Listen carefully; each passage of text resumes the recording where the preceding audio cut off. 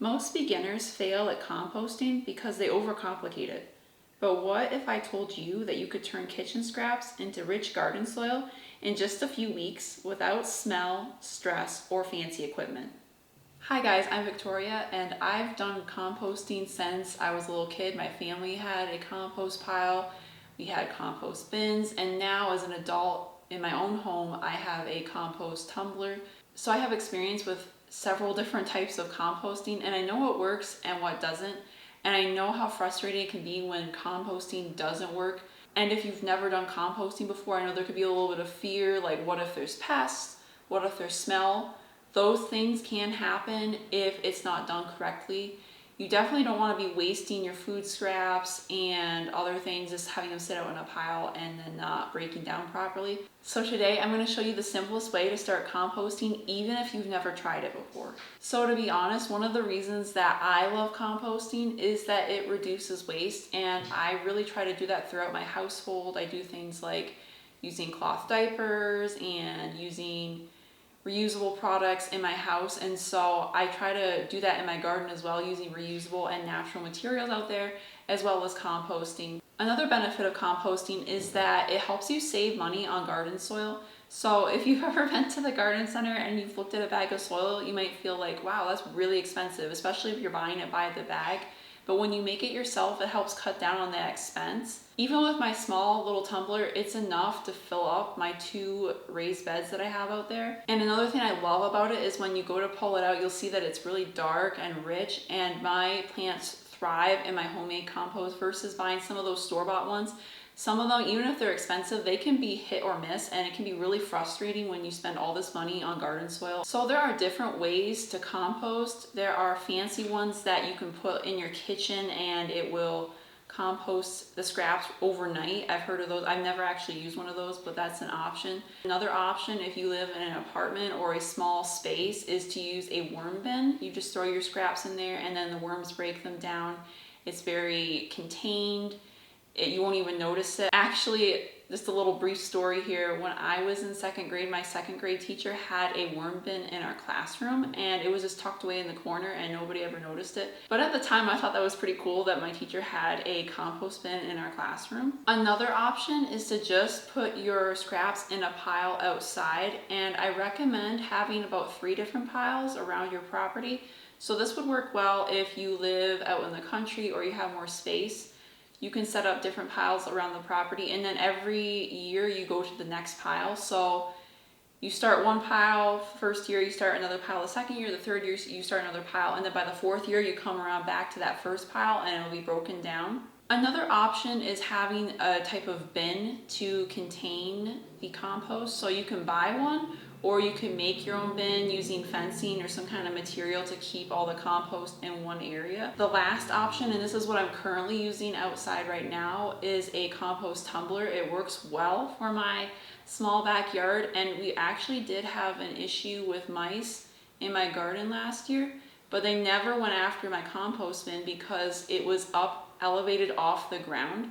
So I've never had any issues with that bin. I've never had any smell problems or pest problems with it. The nice thing about that bin is that it breaks the compost down faster than some of the other options, like putting it on the ground or putting it in a bin on the ground, because there's more airflow and drainage. And then all you have to do with that bin, other than filling it, is just turn it like at least once a week or so. So when I'm out working in my garden, I'll just go over there and turn it.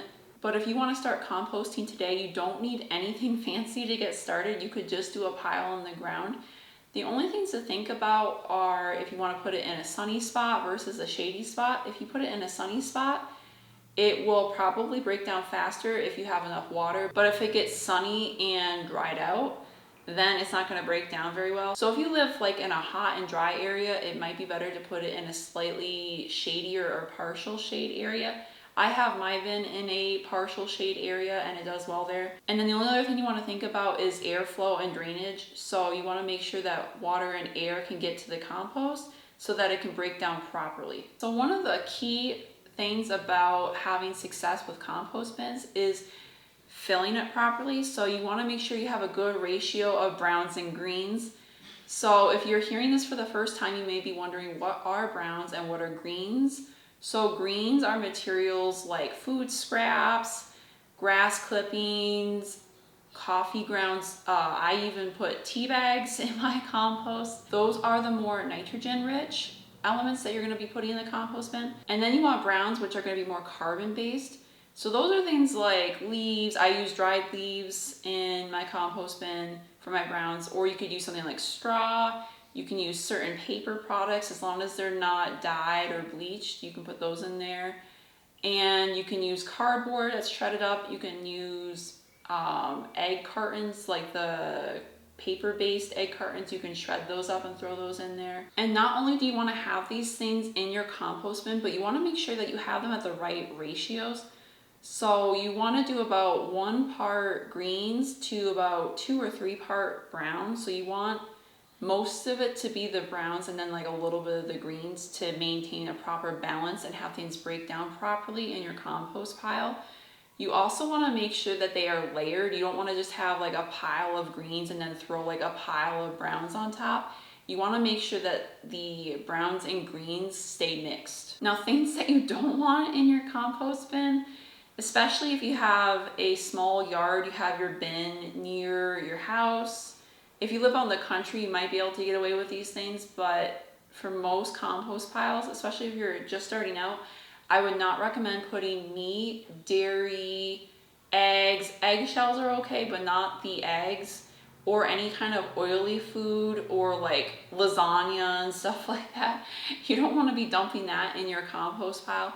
And the reason for this is that it can get pretty smelly if you do this, and it can attract pests. So when you're first starting out, I would recommend sticking more to the plant-based items in the compost pile.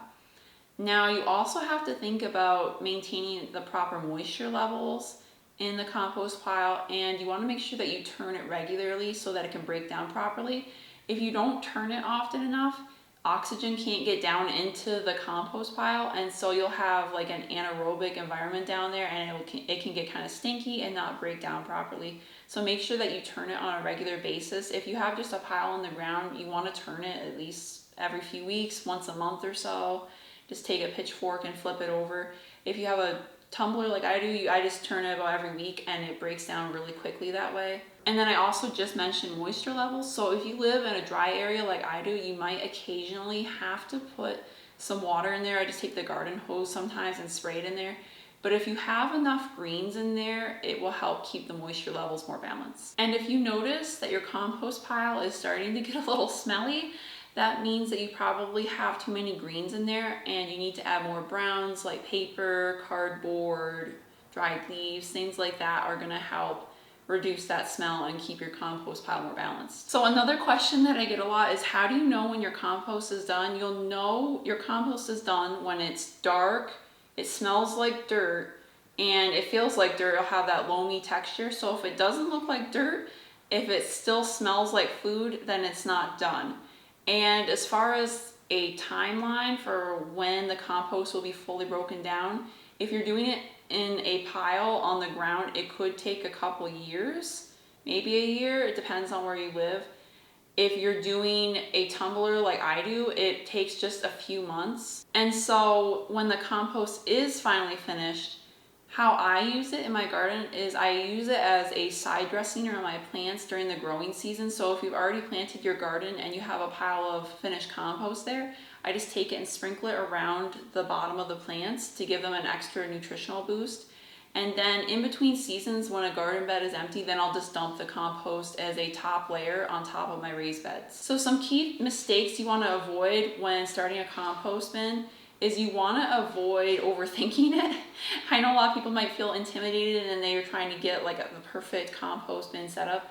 You can really just do this in a pile on the ground, so it doesn't need to be complicated. Another mistake that people commonly make is not having the right balance of materials, and this is something you kind of learn through experience, but in general you want to have just a little bit of greens and then a lot more of the browns. And then the last mistake people make is not having enough moisture in their compost pile, so if it dries out, you need to water your compost pile or add more greens. So remember that composting is super forgiving, so if it gets a little bit out of balance, just add more browns or add more greens.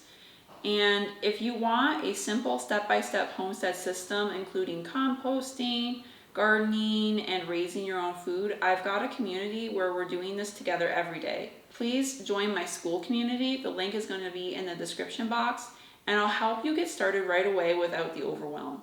I hope this video helps encourage you to start your own compost pile at home. And if you have any questions, just drop them down below. Please be sure to like, share, and subscribe to my channel, and I'll see you guys next time.